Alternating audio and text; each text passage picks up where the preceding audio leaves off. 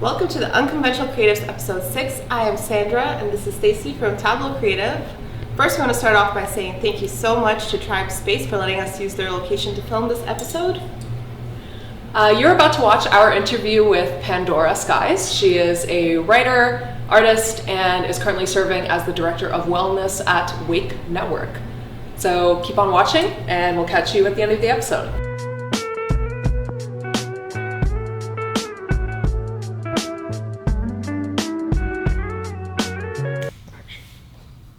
All right, Pandora, thank you so much for joining us today. Thanks for having me.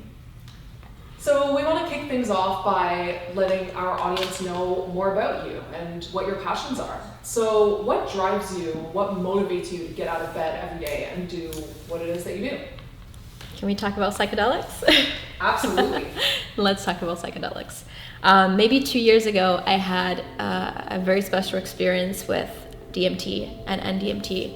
And I've always been a writer my whole life, ever since I was maybe 5 years old. And I always imagined the ideas and the stories that I was writing to come from elsewhere, outside of me, some place where thoughts and ideas and concepts lived. And I would imagine this place ever since I was a kid. And whenever I was writing, up until now, like whenever I'm writing something creative, I feel like the ideas and the concepts are coming from elsewhere, and everything that I'm doing is just pulling on this thread very slowly, and slowly the ideas just translate into, words.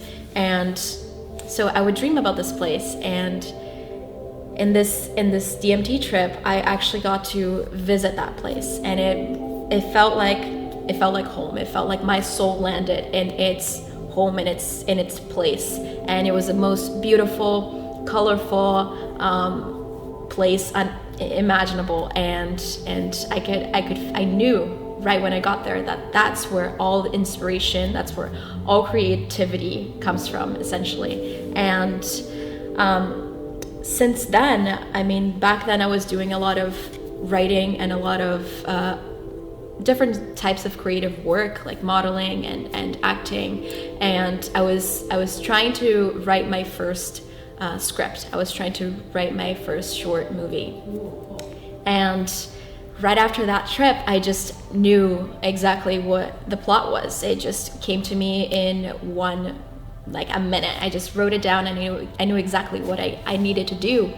And also, I knew exactly what I needed to do here in this life. With whatever I do, I knew that my biggest mission was to go to that place, not only through psychedelics, but through just like my imagination, go to that place where all creativity resides and be able to bring back just even like a sliver of it. And if I do that, I'm complete. Like, that is my mission, to bring back some of that pure creative potential from that place. That's so cool. So you mentioned NDMT, I think you called it, as opposed to DMT, which is how I'm familiar with it being called. So maybe you could tell us what the difference is between those. Yeah, NDMT is what you usually know as DMT. It's the spirit molecule. 5-MeO-DMT, for example, is the death molecule, and it's a little bit different. There are various types of DMT. So NN is what people would usually know as DMT. It's very colorful. It's you encounter spirits or entities sometimes. But yeah, it's the usual one. Cool. And is this what sparked your interest or started your path in the health and wellness industry? My path to the health and wellness industry was so winded. When I was young, when I was in like high school, or even before, even when I was in middle school, I always thought I was going to be a doctor. I always thought I was going to go to med school. And I lived in Brazil back then. I was born there. And my whole life I was always into sciences. I was always into helping people. I was always into healing. And I honestly think that what inspired me to become a doctor when I was a kid was watching House and Grey's Anatomy. And I was like, oh, that's the way that you help people. That's how you can help people heal. So I'm gonna do that.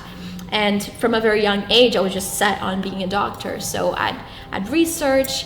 I would steal bits of meat from my mom's fridge, and I had a little had thread and needle in my bedroom, and I would literally just practice stitches. I wanted to be a cardiothoracic surgeon, and that's just how I thought I was gonna help people.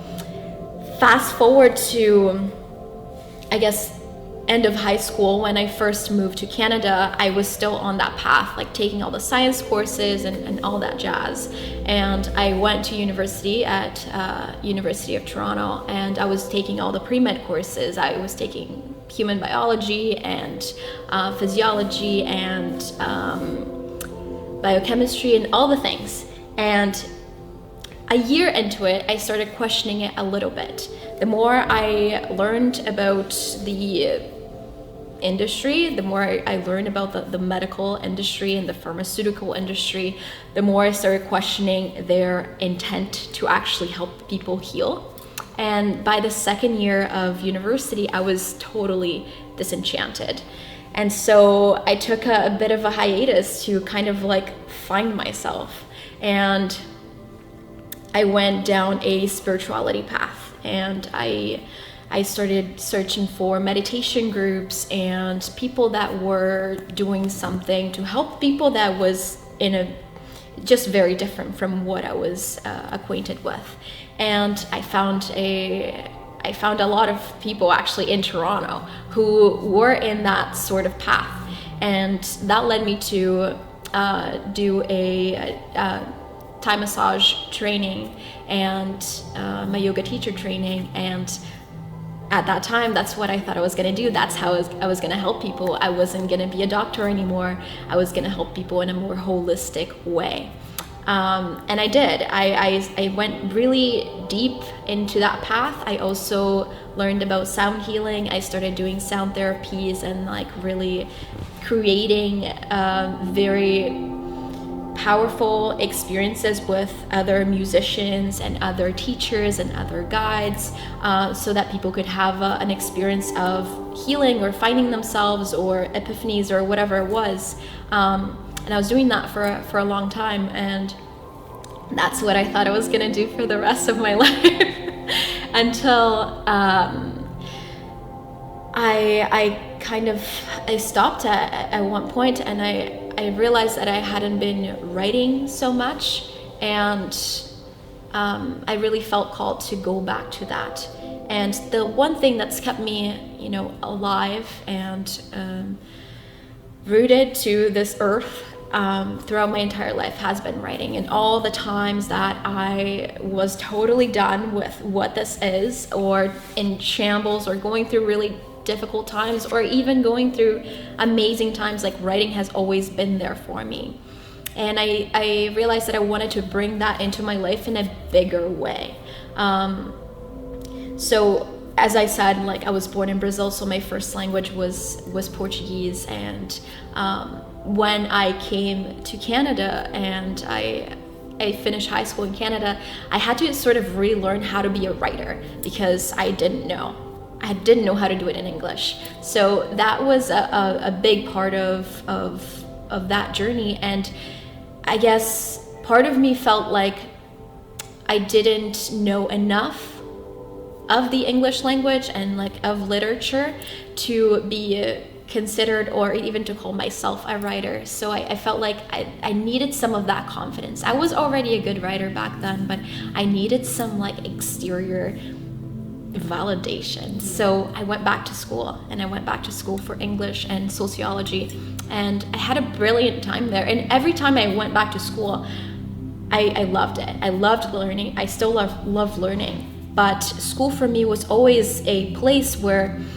I wanted to pick what I was learning, and I felt like I wasn't really able to do that for too long. Maybe like the first couple of years I could pick and choose, and as I progressed, the the requirements just like locked me into this path that I didn't really want to follow. And at some point, whenever I went back, I felt like, okay, I feel like I've already learned everything that I needed to learn from this experience, and I'm sort of done with it, and I'm ready to take it out into the world. So I went back to school for another year or so, and then I was done with it. I felt like I had learned everything that I wanted to learn, and I started getting into writing more, and I wrote a poetry and short story book, and I started doing copywriting for people, and that was really cool. It was like merging my love for storytelling and my love for words and you know, a career of sorts. Do you mind if I stop you there, actually? Yeah. Because I know you've freelanced in like many different fields, and I'm wondering how that kind of led up to your role that you're in right now at the 𝒐𝒏 Network. Yeah, so it's funny because all these different things that I've done throughout my life, the yoga, the sound therapy, throwing parties that were more like spiritually inclined to help people have like a really powerful, deep experience, copywriting, creative like directing, and even like getting into writing my first short movie and directing it and creating it and producing all these different things. I didn't really know where they were leading me to. It always felt like my interests were so spread throughout the whole board, and I was here for a while and I went really deep here, and then I went really deep here, and then I went really deep here, but I did not understand how they all tied together. And so when I started my role at 𝒐𝒏, at first I didn't know that it was going to be so fulfilling because of what I was hired to do there. But as I progressed and as I got more acquainted with what we are trying to do and sort of really let my own unique blend of skills and my passions and what drives me blend into the company and sort of like create my own role in it, which is so incredible that I get to work at a company where this is allowed, where this is like welcomed and celebrated. We all get to bring our own flavor of skills and of interests and passions into the business, and that's what makes it so special.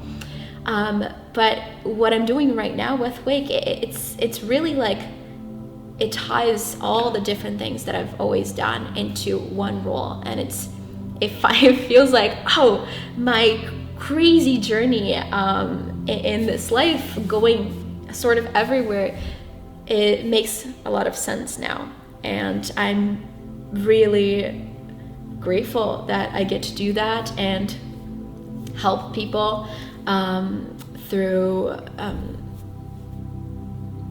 various mental health challenges, and help people find more meaning and more depth in life, and help people feel connected, help people have access to different sorts of medicines, of therapies, which is what we do at 𒒐𝒏. So does that answer your question?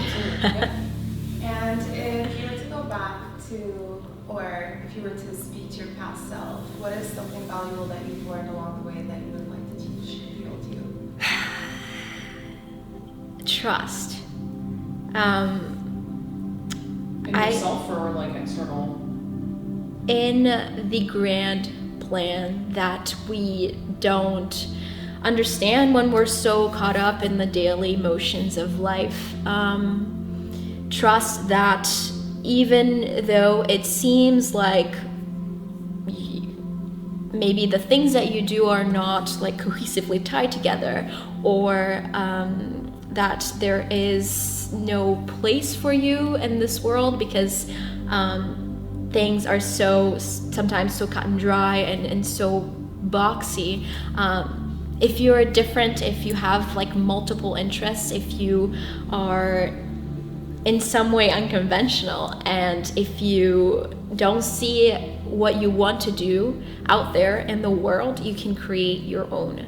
And as long as you keep following that deep drive that is within us, that we feel pulled towards different things, as long as it's like real, and it's led by your love and respect and all these things, like whatever your values are, it's going to make sense at some point.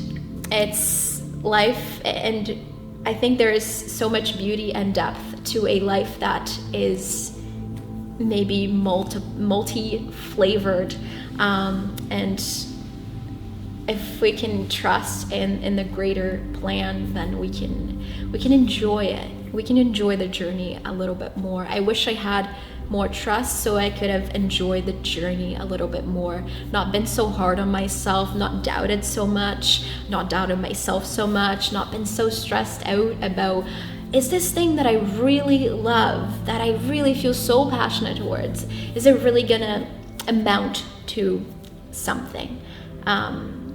Just trust that it will, and that it's not like, oh, it'll magically fall into place, but just you and your drive and your dedication, your passion, you are creating whatever you want to later on experience, and to experience in the moment too. But you can make things that don't exist. That was beautifully said. Yeah, I love that. Thank you so much for sharing with us. Yeah. And for your authenticity and for telling your story. We appreciate your time. And this is the perfect place to end. Yeah, well, maybe you can tell us, are there any like projects that you're working on, or places where people can follow your work? Yeah, I mean, you can follow me on Instagram at Pandora Skyes, and you can also follow my current work with 𝒐𝒐𝒎𝒏 at on Instagram, really, at 𝒐𝒐𝒎𝒏 Clinics for now.